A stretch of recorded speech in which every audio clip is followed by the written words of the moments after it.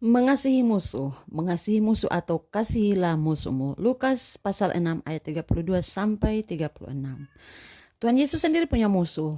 Tuhan Yesus saja hidup penuh kasih, ternyata musuhnya juga banyak.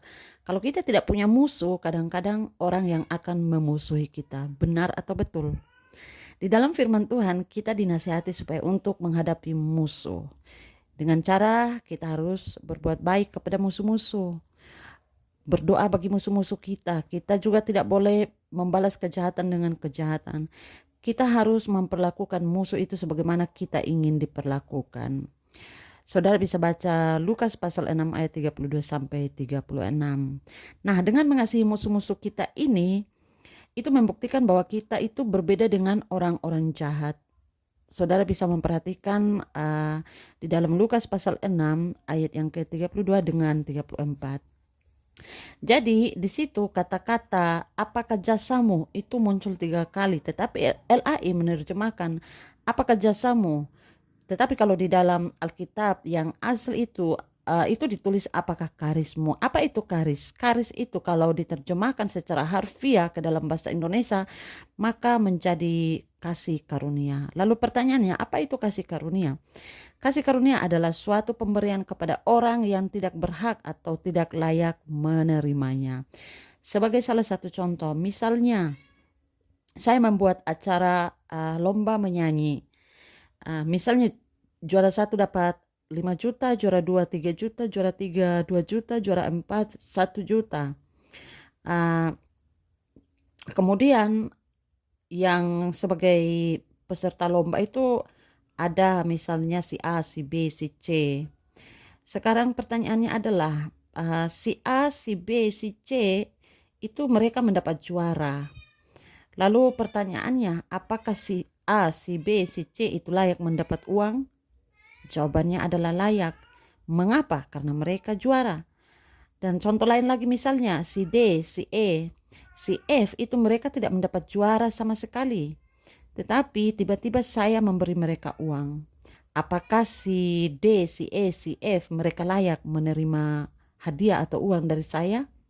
Jawabannya adalah sebenarnya tidak layak. Mengapa? Karena mereka tidak juara. Oleh karena mereka tidak juara, saya memberi mereka. Itu artinya kasih karunia. Contoh lain lagi misalnya, kalau misalnya si A, dia bekerja, dia profesinya itu sebagai pembantu rumah tangga. Lalu tiap bulan si A-nya itu menerima gaji, saya memberikan dia gaji. Apakah dia layak? Jawabannya adalah layak. Kenapa?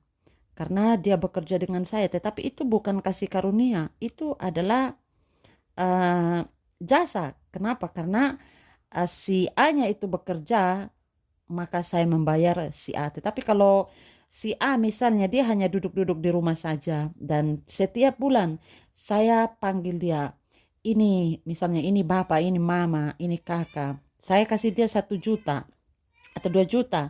Dia kerja apa? Dia kan tidak bekerja. Kalau begitu saya memberikan kepada dia si A apa yang tidak si A uh, apa yang tidak layak sebenarnya si A terima.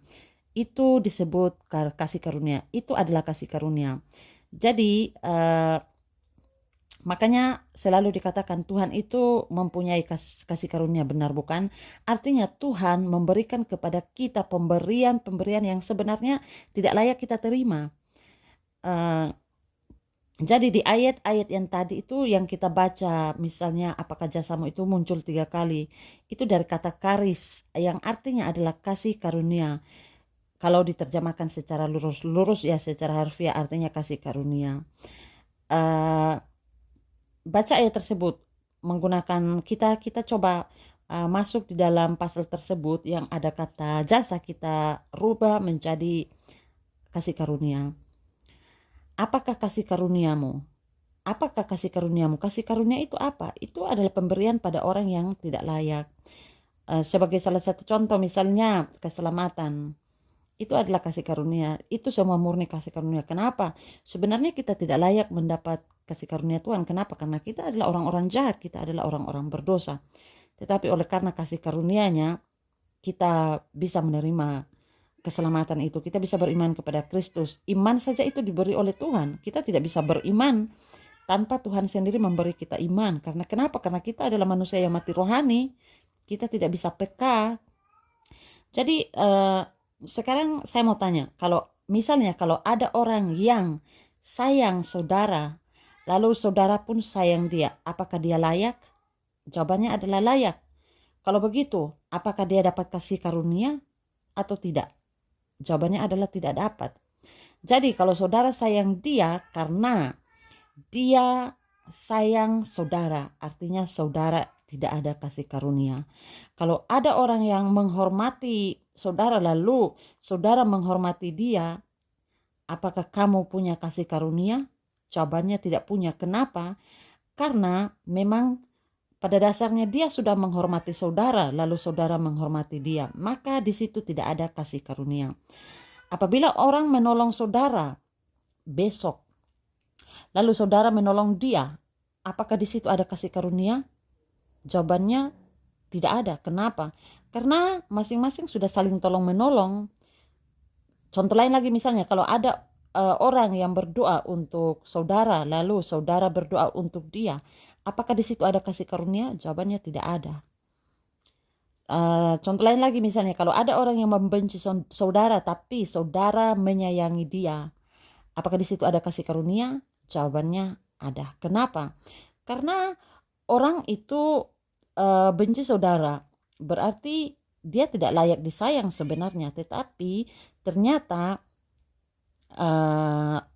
saudara tidak membenci dia, saudara menyayangi dia, berarti di situ ada kasih karunia. Kalau orang itu tidak hormat saya, tetapi saya hormati dia, apakah di situ ada kasih karunia? Ada. Kenapa? Karena orang itu tidak menghormati saya, tetapi saya menghormati dia. Di situ ada kasih karunia. Kalau saudara tidak pernah berdoa untuk saya, tetapi saya berdoa untuk saudara, di situ ada kasih karunia. Atau misalnya saudara tidak pernah senyum dengan saya, tetapi saya senyum dengan saudara. Muka saudara itu kayak muka-muka lemon asam, tetapi saya selalu senyum kepada saudara. Di situ ada kasih karunia.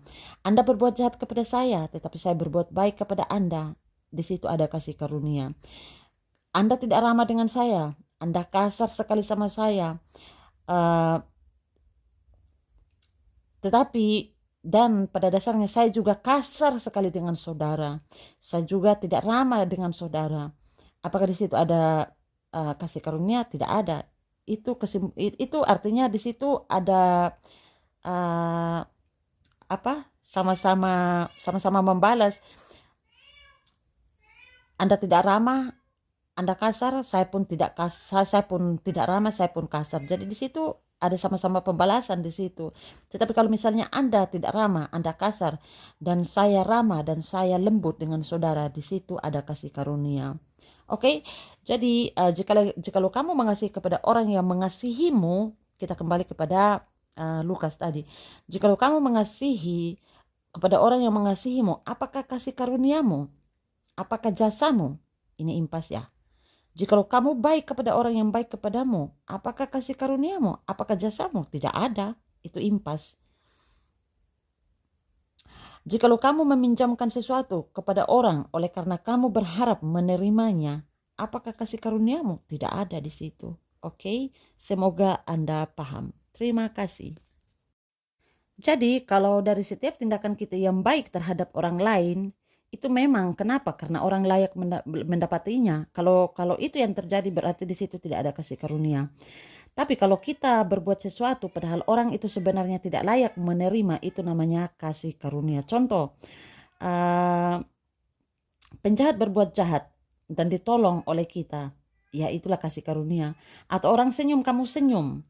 Orang puji kamu pun memuji dia. Orang ramah, kamu pun ramah dengan dia. Orang baik dengan kamu pun baik dengan dia. Terus kasih karunianya di mana? Di situ tidak ada kasih karunia loh. Kasih karunia itu ditunjukkan kalau orang tidak baik, kita tetap baik. Orang misalnya buang muka dengan kita pun kita tetap tersenyum dengan mereka. Orang tidak mengampuni, kita mengampuni dia. Orang tidak pernah berdoa untuk kita, kita berdoa bagi dia. Orang berbuat jahat, kita tetap berbuat baik dengan dia, itu namanya